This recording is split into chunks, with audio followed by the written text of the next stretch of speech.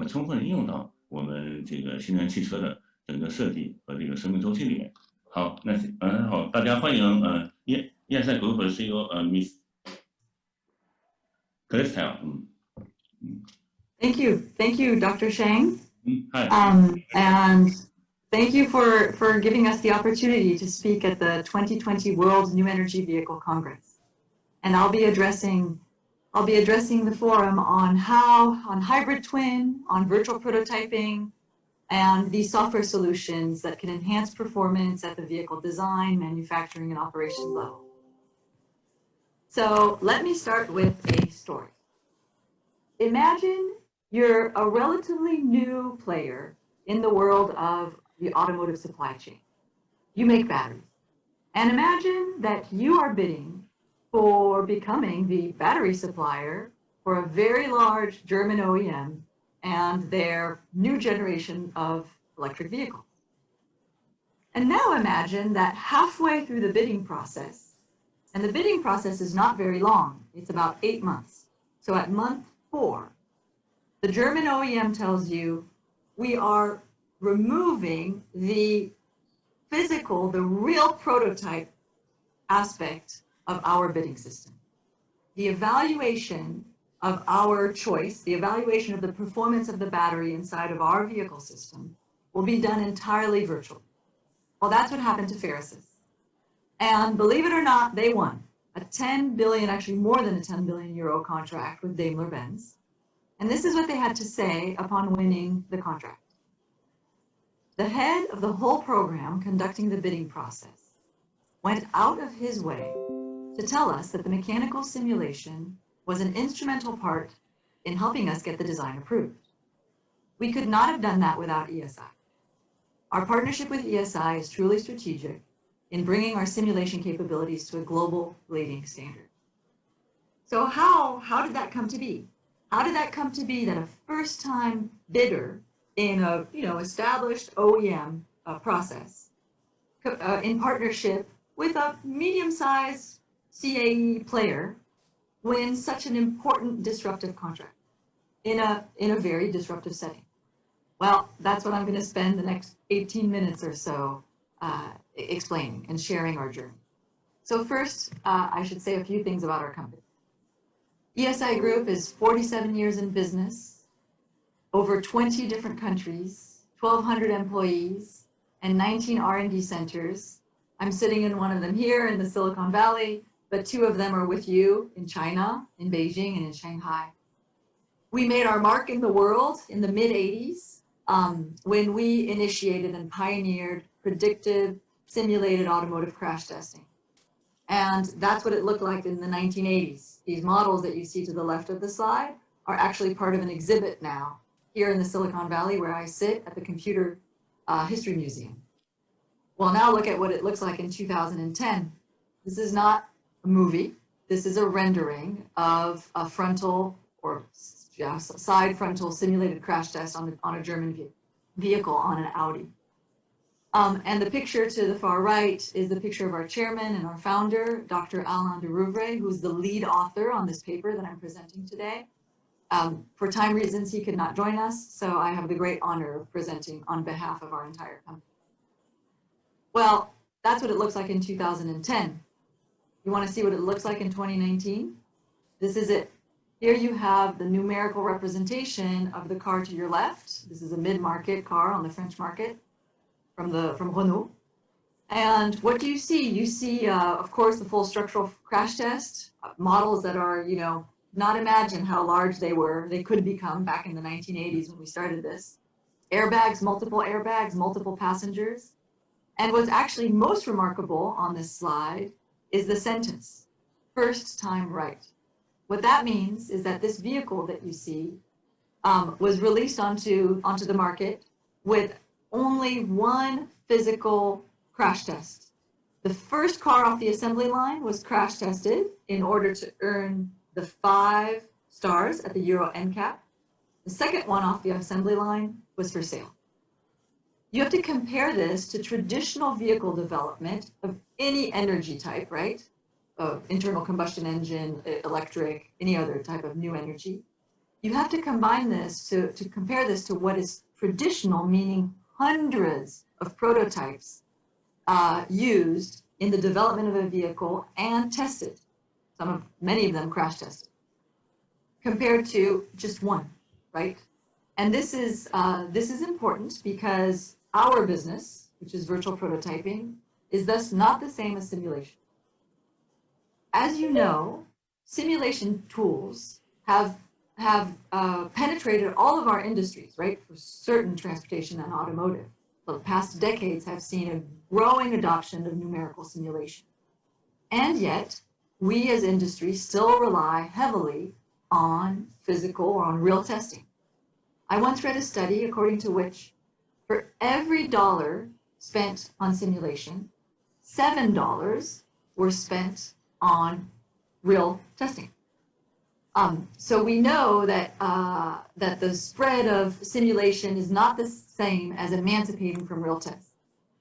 And for us collectively to be able to embark on the type of incredibly ambitious scenarios that Dr. Shang was describing, we know that we need to be able to go very fast.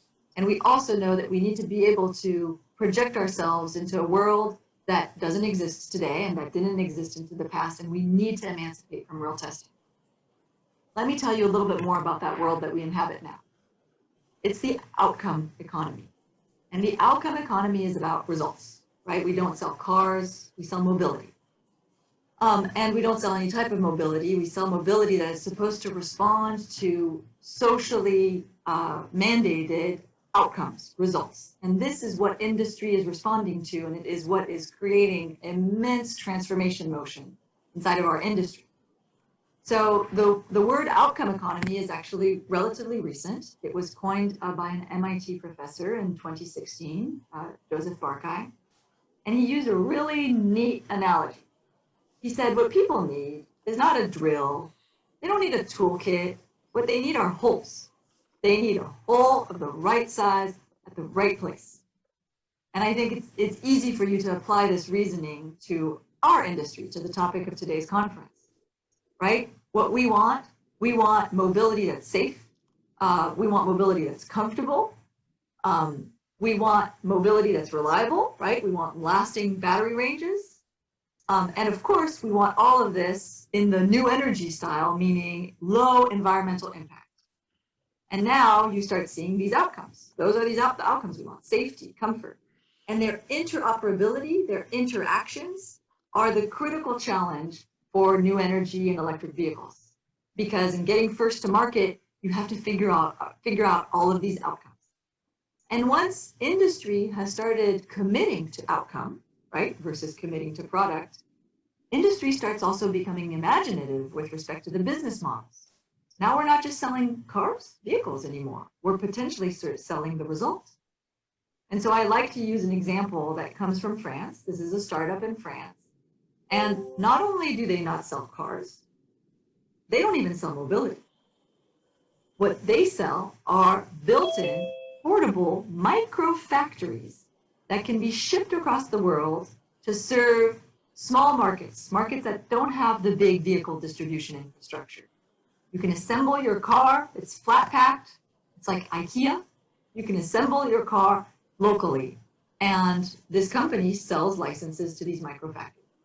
So imagine, this is a very different world that we now inhabit, where new companies can be developed and emerge from such imaginative ideas. Well, when imagination is unleashed and when we start committing to outcome, this is a paradigm shift, because what we care about now is enabling the lifetime asset performance. So the existing paradigm, the one that ruled industry for the past decades, is the product lifecycle management paradigm.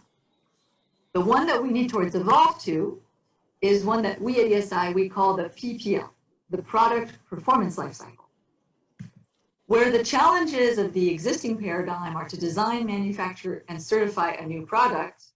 And don't get me wrong, this is still very, very important. The evolution we want is one where we start caring about predicting, assisting, and sustaining the outcome throughout the lifetime of the asset. And what is the numerical response to this? Well, we saw, as I said, we saw the wide-scale penetration of CAE tools, and their real benefit is, of course, to reduce tests. But as I mentioned, this isn't yet the world we live in, right? The benefit that we all need to require is no real tests, because without that benefit, we're actually not going to be able to go into thinking outcome, into thinking full lifetime asset performance. And so the benefit we all require now is actually no unplanned downtime, because when you sell outcome, you sell uptime. So Dr. Shang mentioned the concept of hybrid twin, and this is the concept that we have developed to be able to invite industry to walk down a path with us to be able to commit to outcome. So let me introduce the hybrid twin. As a reminder, it's all about that operational life, right? Away from product into asset and really thinking about the asset and service. The first step is the virtual prototype. The virtual prototype that is realistic and predictive, not the same as simulation, one that really emancipates you totally from real testing. Now, this virtual prototype is a representation of the asset brand new, right off the assembly line. In order for it to start growing up and become relevant for operational life, it needs to be enhanced step by step. First step is to extend it, right? It's about the system. And then immerse it. That was very clear in Dr. Shang's presentation. It's all about the edge, about the environment. Driving a car in a hot environment is not the same as driving it in a cold environment, multiple potholes on the road, multiple vehicles around. When you extend and you immerse a virtual prototype, you are now talking about very large models. And so being able to condense those large models through model order reduction is a critical part. Now, your asset is moving. It's interacting with an environment, and so it ages. The materials that make it up age. They start behaving differently than in the certified test, right? Operational wear and tear, repair, the way every asset is repaired, makes each and every one of these vehicles different. It's no longer statistics, it's no longer averages, it's actually individual vehicles doing their own thing. And of course, system fault modeling. And now gets the exciting part. You can hybridize these models. So remember, until now you had a physics-based model that was actually quite intelligent and could tell you how it's aging based on how it's interacting with the environment. But you also know that thanks to the Internet of Things, you have all of these sensors. And these sensors are telling you the difference between what you're predicting and what you're observing. That difference is called ignorance. You want to be able to capture that ignorance and make your virtual prototype smarter. Hence the hybridization, the joining of the physics world, the human brain, the cause and effect scientific brain with the pattern brain, what you see in the data. Now, big data, I live in the Silicon Valley, we talk about big data all the time. Well, in industry, data is expensive. So smart data is probably what we're going after, right? We want our algorithms and our machine learning to be based on the minimum viable data. We want the minimum patterns to bridge the gap, to bridge the ignorance, not to be the foundation of everything we learn, but rather the tweak at the margin that helps us be less ignorant, helps these virtual prototypes be even smaller, more predictive. And now you've got a hybrid twin, a real-time, actionable, autonomous and assisted, and human-centric. Now, what do I mean by human-centric?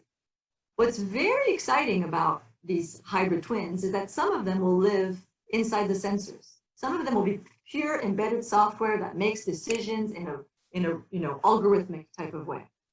But more often than not, decisions will be human. They will be up here. They will be collaborations of individuals who come together, and enhanced with this digital environment, they will be able to make better decisions.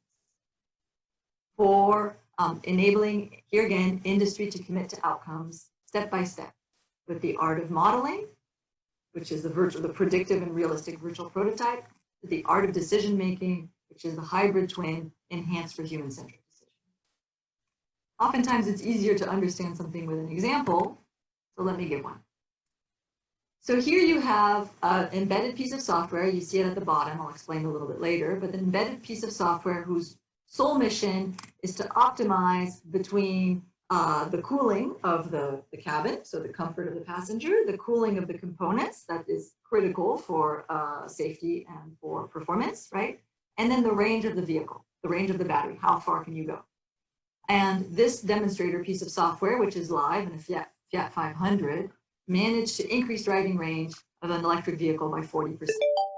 Now, I relate very much to this example. What you see down here, actually, if you can tell in the software, you see a steering wheel, and you see the shadow of an occupant, and then you see a heat map that actually talks about the comfort, the thermal comfort inside the cabin. I drive an electric vehicle, and I have 3 children in the back, and when I start seeing the battery range come down and come a little too close to red, I turn around and I tell my kids, sorry kids, we're turning off the air conditioning because I need to make it home. Well, it's very human-centric. It's not necessarily very intelligent, but if I had a piece of embedded software that enabled me to make that trade-off in a way that I understood, oh, I really need to make it home, or, well, you know, we can cool the cabin a little bit more and maybe we can stop at this charging station for 15 minutes to have a snack. If I was able to do things like that, it would be very helpful. And that's the promise of the hybrid twin, embedded software that enables trade-offs.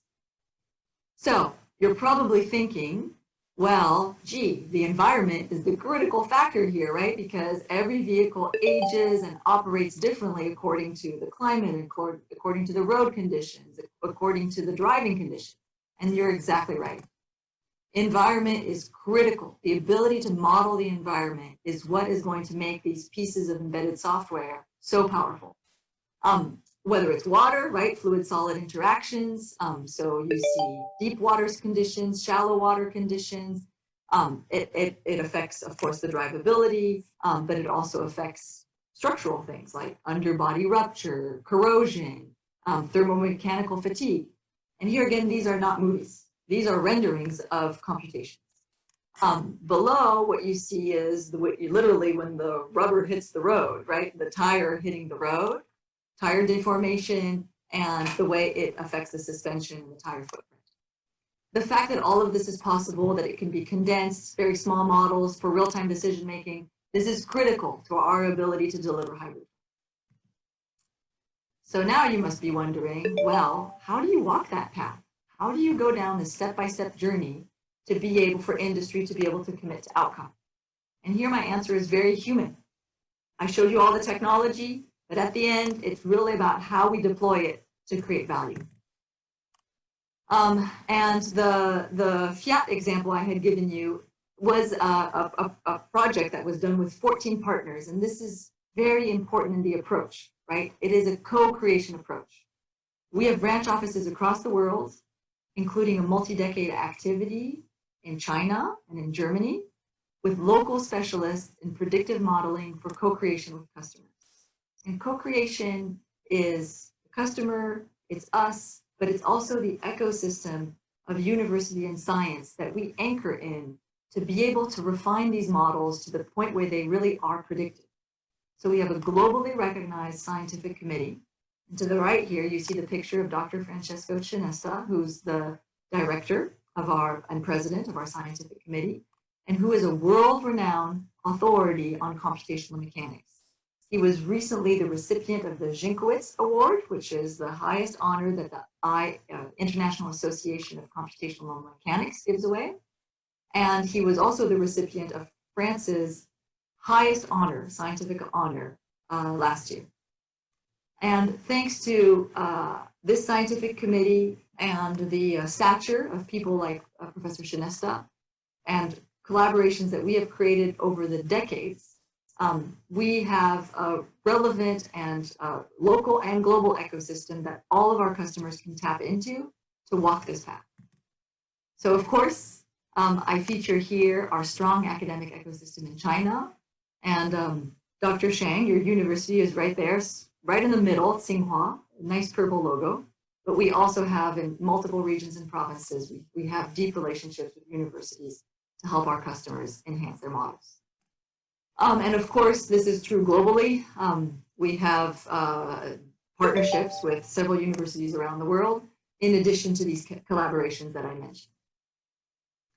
So now I think I'm ready to answer my question. How did Ferris's Energy win? Why? Why did they win? Well, using the language that I've shared, clearly this was not about drills, right? It was not about a simulation toolbox where you could pull all the different physics and figure out how to interpret this test. There was no physical prototype, no real prototype. It all had to be integrated, and it had to be about the outcome. It had to be about the safety. It had to be about the range and those interactions. And so this was co-created with ESI Group. We have numerous services engineers who can run these models in partnership, and an ecosystem of partners. Many universities in China are actually gradually contributing to increasing the predictability of these models. And we continue with local expert support in the areas where our customers are. In this case, Silicon Valley, China, and Germany. For what benefit? With the art of modeling, Ferrisys can deliver predictive battery performance inside the vehicle to address the outcomes that Daimler cares about: safety, weight, range. And the art of decision-making, collaborative, intelligent decision-making with simple visual solutions for communication with your customer, the OEM. So we have been doing this for decades, walking this path, starting with mastering predictive virtual prototyping. And you see here in automotive, you see our references: North America, Europe, Asia. And what motivates us and what keeps us walking this path with our customers is, of course, our shared global common interest, which is so beautifully depicted in your conference today. What is our common purpose? Enabling sustainable and healthy development of new energy vehicles. For safe mobility, we've had a commitment to safety. Collectively, we've experienced so much progress in safety, but that's not enough anymore, right? More people need to be able to move around. When we're making decisions, more people need to be consulted and included. And for the sake of our planet, lower environmental impact. So we at ESI are into boosting collaboration towards performance. Thank you for your attention. Hi. Oh yeah. Thanks, Cristel. Yeah, I think I'm very impressive. Yeah.那我说中文哈。对，对，刚才提到的 auto modeling、auto decision making，这是我第一次听见哈。Maybe due to time, right? Maybe I have two short questions. First, Cristel, first question I worry about more, is how the weather in California now? Is still orange? Is the weather in California still orange? No, thank goodness. Okay. Yeah, I think so I hope it should be coming better, because right now the Beijing weather is blue. Yeah, it's pretty blue. It's blue. Well, I guess it creates real global bonds, because now we're really all in this together. Okay. Yeah. Good luck. Okay. Second question. Yeah. So I remember. So I first talk about the zero downtime, zero prototypes. So I remember you guys still have 3.0, right? Yeah. Can you share a little bit about the other zero things? Yeah. Zero down. 等一下，那我说一下哈，就是说ESI Group 除了这个 Hyper Team 之外呢，也提出了就相当于是3个 zero 吧，也相当于说从这个传统的仿真，我想跟刚才的介绍大家可以看到，确实应该跟现在的仿真是不太一样，并不仅仅是离线在设计阶段，其实主要是在整个全生命周期阶段。那么更主要来讲，在我看来，就是现在是把我们传统的 Simulink 是吧？在 BMS 也好，那么 Simulink 这些怎么跟 Real Time 实时的接在一起来贯穿车辆整个这个生命周期所以说，比如说介绍刚才您提到这个电池这个续航40%就40%这还是很让人振奋的哈。OK go ahead Cristel, yeah. Can you share more about the Of course. The zero things? Yeah. So indeed, the first zero is zero tests. The second zero is zero prototype, and the third zero is zero downtime. And I think so this is easy to remember. It's always nice to have things that are easy to remember. But in my demonstration of how it is that you take step by step the journey towards the hybrid twin, I think one of the things that really sticks with me is this idea that all the time and effort invested in building realistic and predictive virtual prototypes can then be harvested for the big kahuna, or the big challenge, which is to be able to monitor your outcome, commit to outcome. So instead of having to do, simulation and then have to go do big data to get yourself a digital twin, and in some ways they're not really connected, you can have a journey that benefits you throughout the whole cycle, and that starts from what you already know, right? The human brain. I mean, we're a scientific species. The reason we have simulation tools is because we have science, because we have models that predict how objects perform, right? And so you can use that human brain and you can enhance it gradually so that it's becoming more knowledgeable. The things that it was wrong about, the prediction it was making that turned out to be wrong because you have the sensor data that tells you, it learns. It learns by enhancing its human brain with the patterns from the empirical pattern recognition. So you can use smart data, very little amounts of data, not necessarily huge amounts of data, and that is, I think, it's in line with how human societies have really improved over time. They've improved through the scientific method.